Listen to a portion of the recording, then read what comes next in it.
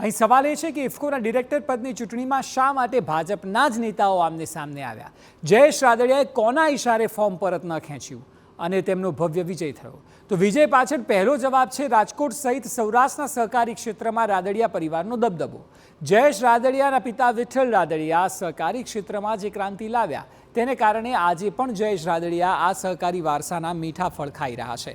ઇફકોની ચૂંટણીમાં કુલ 182 મતદારો પૈકી 43 મતદારો માત્ર રાજકોટના છે. હા, મન ભરીને જુઓ, આપણો જ છે અને આપણા જ મતથી દેશભરમાં મોટા મોટા પુલ બન્યા છે. અમારી જિંદગી તો પૂરી થઈ ગઈ બેટા. અમારા સમયમાં તો અટકાવવું, લટકાવવું ને ભટકાવવું, બસ આ જ કલ્ચર હતું. પણ તમારા માટે મોટા કામ કરવા વાળો બેઠો છે. માત્ર 10 વર્ષની સ્પીડ જોઈ લો, અટલ બ્રિજ થી સુદર્શન સેતુ જોઈ લો, સરદાર સાહેબના સ્ટેચ્યુ થી ગિફ્ટ સિટીની રોનક જોઈ લો, અને આટલું બધું કરીને પણ મોદીજી કહે છે આ તો હજુ ટ્રેલર છે. કમળનું બટન દબાવો, ભાજપને જીતાડો. તો હવે ઇફકોના ડિરેક્ટર પદે તેમની વરણી થઈ છે, ત્યારે મહત્વનું એ છે સમજવું કે ઇફકોનું આ દેશમાં, ગુજરાતમાં મહત્વ કેટલું છે અને કયા એવા પોઈન્ટ છે કે જેને આધારે આપ સમજી શકો ઇફકોની તાકાત અને મહત્વ કેટલું છે. તો સૌથી પહેલાં આપને જણાવીએ કે ટર્ન ઓવર ઇફકોનું 60,000 કરોડની આસપાસ છે. એટલે આંકડો જોઈને જ આપ અંદાજ લગાવી શકો કે ઇફકોનું કામકાજ કયા ધોરણે ચાલે છે. છેલ્લા 2 વર્ષની જો વાત કરવામાં આવે તો અત્યારે જે 60,000 કરોડની આસપાસનું ટર્નઓવર છે તે 2 વર્ષમાં આ આંક ડબલ થયો છે. એટલે 2 વર્ષ પહેલાં જે 30,000 કરોડની આસપાસ હતું તે આજે 2024માં 60,000 કરોડની ઉપર છે. એ સિવાય વિશ્વની જે લીડિંગ 300 સહકારી સંસ્થાઓ છે તેના ટોપ પર ઇફકો છે. જે પ્રકારનું કાર્યનું વિસ્તરણ છે તે ટોપ પર આવે છે.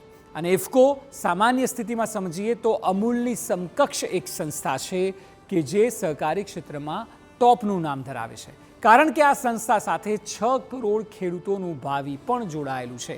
અને ન માત્ર 6 કરોડ ખેડૂતોનું ભાવિ, પરંતુ 36,000 કરતાં વધુ ભારતીય સહકાર સમિતિઓ પણ ઇફકો અંતર્ગત સામેલ છે.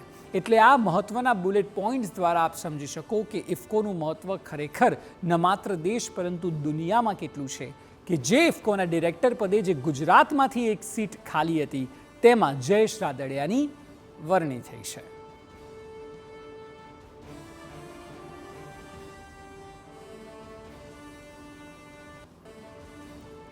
તો જયેશ રાદડિયા એ ભાજપના મેન્ડેટ અપાયેલા ઉમેદવારની સામે જ ઊભા હતા અને તેઓએ પ્રચંડ જીત મેળવી અને એટલે ભાજપની અંદરની લડાઈ પણ સામે આવી હોય તેવું લાગી રહ્યું છે. અને રાજકોટ ઝોનના 68 છે, સાથે અમરેલી ઝોનના 27 છે અને 95 મતદારો સૌરાષ્ટ્ર વિસ્તારના છે, જેને કારણે જયેશ રાદડિયાની જીત આસાન થઈ જાય છે. રાજકોટની સાથે દિલીપ સંઘાણીએ પણ જયેશ રાદડિયાને સમર્થન આપતા રાદડિયાની આ જીત વધુ આસાન થઈ હતી.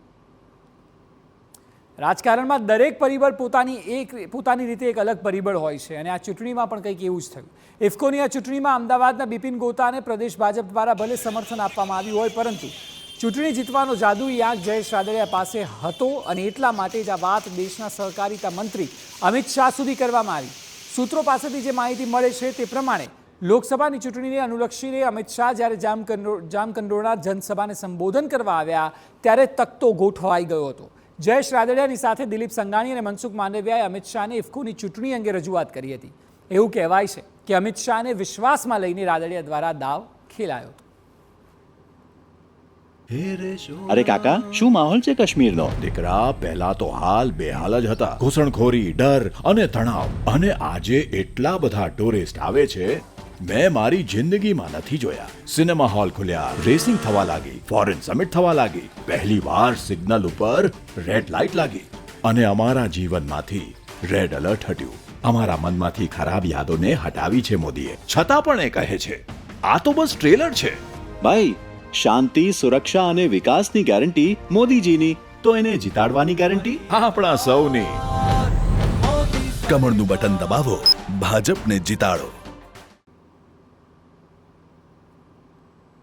ઇફકોના ડિરેક્ટર પદની ચૂંટણીમાં જયેશ રાદડિયાએ જીત હાંસલ કરીને સહકારી ક્ષેત્રમાં પોતાનો દબદબો કાયમ રાખ્યો છે.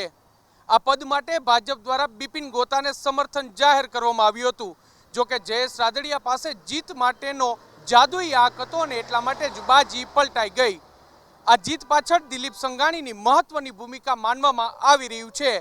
સાથે સાથે જામકંડોરણામાં અમિત શાહની હાજરીમાં મળેલી એક બેઠક જરૂરથી આ જીતનો ટર્નિંગ પોઈન્ટ પણ રહ્યો છે. જોકે આ ઘટનાએ ભાજપ દ્વારા સહકારી ક્ષેત્રમાં આપવામાં આવતું મેન્ડેટ સામે જરૂરથી પ્રશ્નાર્થ ઊભો કર્યો છે. કેમેરા પર્સન ભાવેશ લશ્કરી સાથે મોહિત ભટ્ટ, TV9 રાજકોટ.